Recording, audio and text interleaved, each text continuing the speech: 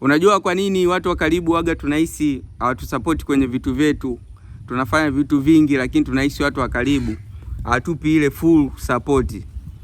Kwa sababu wale wapo karibu sana kiasi kwamba hawaoni vision yetu kubwa kiasi gani. Yaani wapo karibu sana na sisi kiasi kwamba hawaoni vitu ambavyo tunataka kuviachieve au makubwa gani ambayo tunafanya. Muda mwingine tunakuwa tupo kwenye process, kwenye progress, tunaanza kitu tunawaambia. Tunakuwa na vision kubwa, tunasema hichi kitu nataka nikifikishe sehemu fulani.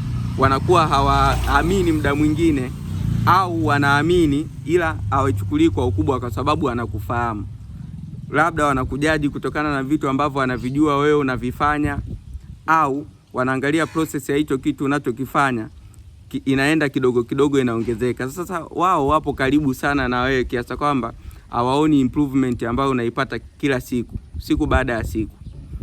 Utaona watu wanaokusupport ni wa mbali kwa sababu wanakuona, wanakukuta direct ukiwa kwenye potential fulani. Yaani ukiwa umeshapata ile potential, umeshafikia hatua fulani, wanakuona ndio maana wana appreciate.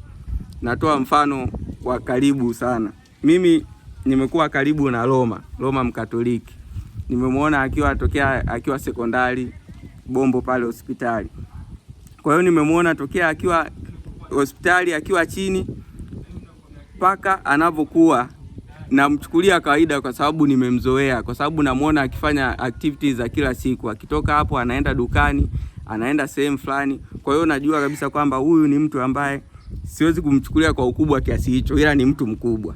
Mtu mwingine, nimeenda shuleni, nimekutana na watu ambao hawamjui Roma kwa ndani kama as person.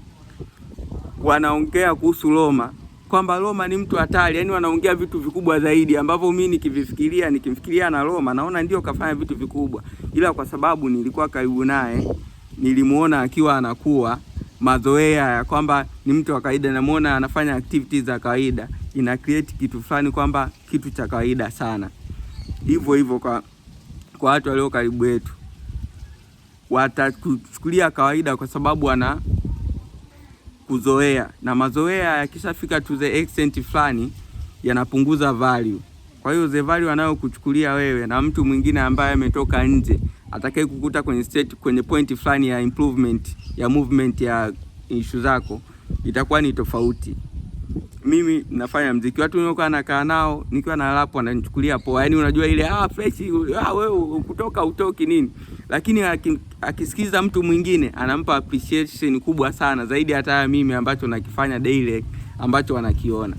Kwa hiyo watu walio karibu hawaoni full potential ambayo tunakuwa nayo. Support kubwa na jicho ambalo linaona vizuri vitu vilivyopo ndani yetu ni jicho la nje, jicho la watu waliopo mbali. Kwa hiyo tusijisikie vibaya kuona watu wa karibu hawasupport ipasavyo vitu tunavyovifanya, kuona hawaongei vitu ambavyo unatarajia wao kuongea. Hapana, ni mazoea na hawaoni exactly kitu gani ambacho kipo ndani yako. Wanaona kwa jicho tofauti la watu wengine wanavyokuona. Dakika 3 zangu zimeisha kwa leo. I'm out.